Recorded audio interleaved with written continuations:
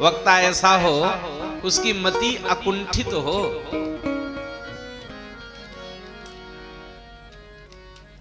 कुंठा पीड़ा,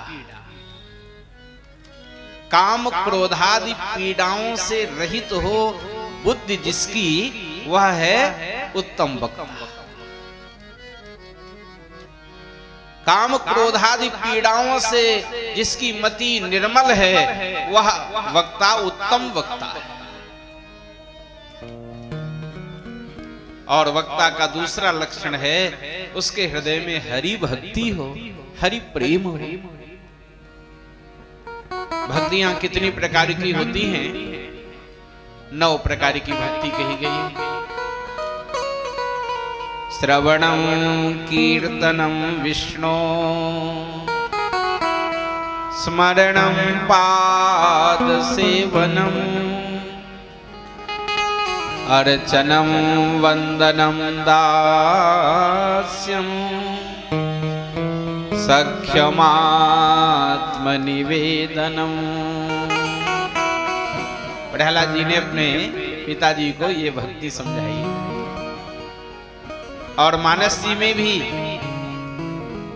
प्रथम भगत संतन कर संगा, दूसर रति मम कथा प्रसंगा, गुरुपद पंकज सेवा, तीसर भगति अमान, चौथी भगति मम गुण गण करई कपट तजिगान, मंत्र जाप मम दृढ़ विश्वासा, पंचम भजन सुदासा,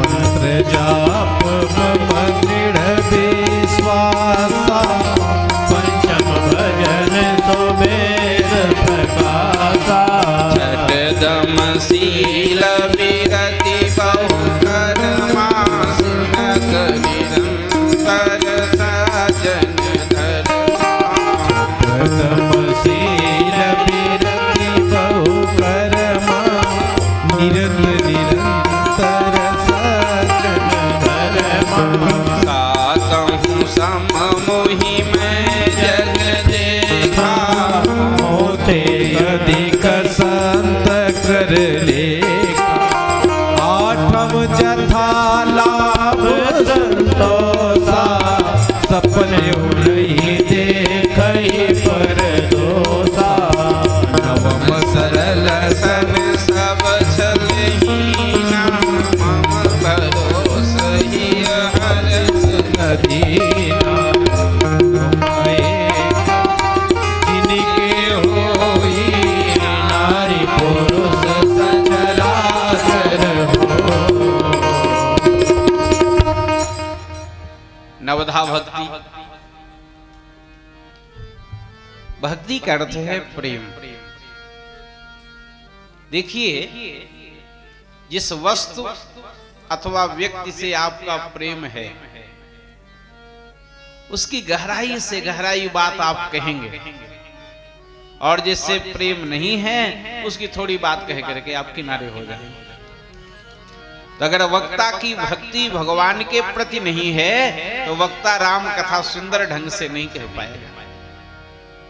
इसलिए वक्ता का लक्षण है मदीय कुंठ हरि भगति अखंडा। चलो वक्ता भी जान लिए और श्रोता भी जान लिए, लेकिन ये कथा सुननी कहां चाहिए ये जान लीजिए। तीनों बातें यहीं लिखी।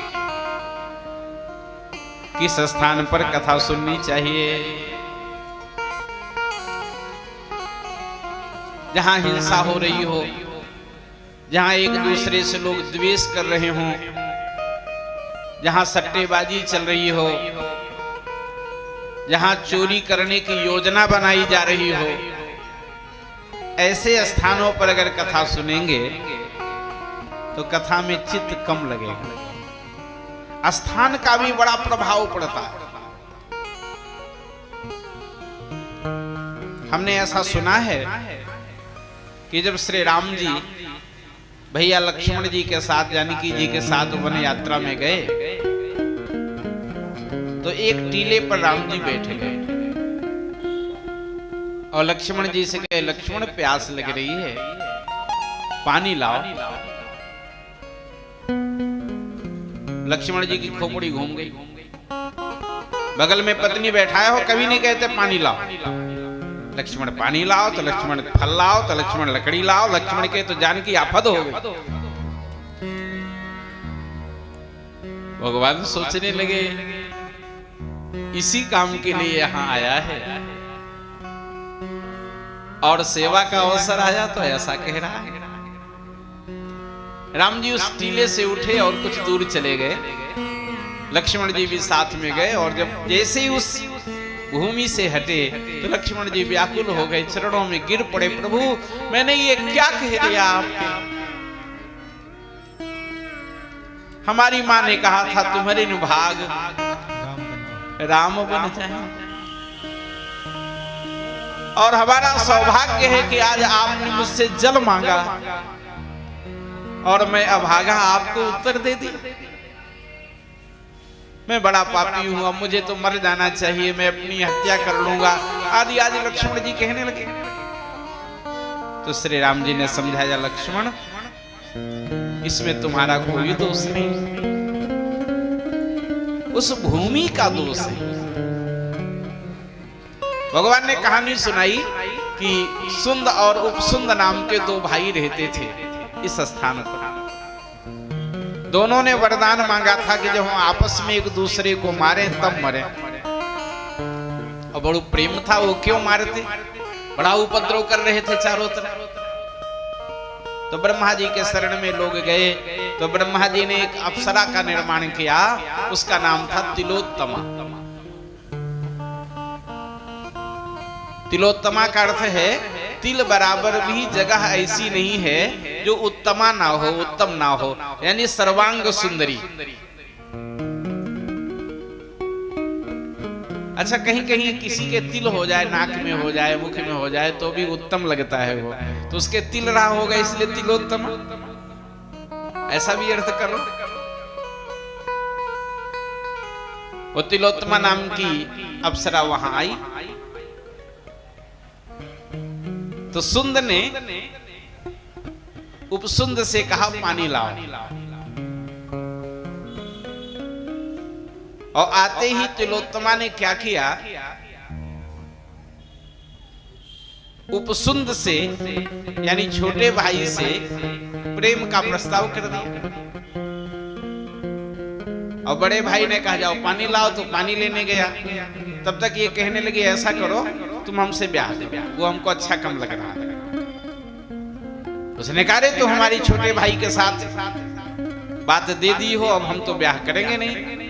तो अपना कपड़ा उपड़ा अपने से फाड़ ली। और फिर जब छोटा भाई आया तो कहने लगी देख लो तुम्हारा बड़ा भाई कहता था हमसे विवाह कर लो, हमने किया नहीं तो हमारे तो सब कपड़े फाड़ दिया इसने। अब उठा लिया अपना अस्त्र, वो भी उठा लिया और एक दूसरे को मारे और वहीं पर मर गए। श्री राम जी ने कहा वो तो मर गए पर भ्रातृ विरोधक जो परमाणु थे आज भी उस स्थान पर बने हुए हैं। और कोई जीव वहां जाता है तो उन परमाणुओं से प्रभावित हो जाता है। मैं तो ब्रह्म हूं, मैं तो भगवान हूं, मुझ पर कोई प्रभाव नहीं पड़ा, लेकिन लक्ष्मण देखो तुम पर प्रभाव पड़ गया। तो ऐसी स्थान पर अगर कथा आप सुनेंगे तो आपका मन उद्विग्न होगा। आप मंदिर में कथा सुन रहे हैं जहां निरंतर भगवान की सेवा उपासना हो रही है, और जगह कथा कराएंगे तो हनुमान जी को जाना पड़ेगा। यहाँ तो हनुमान जी बैठे ही हैं,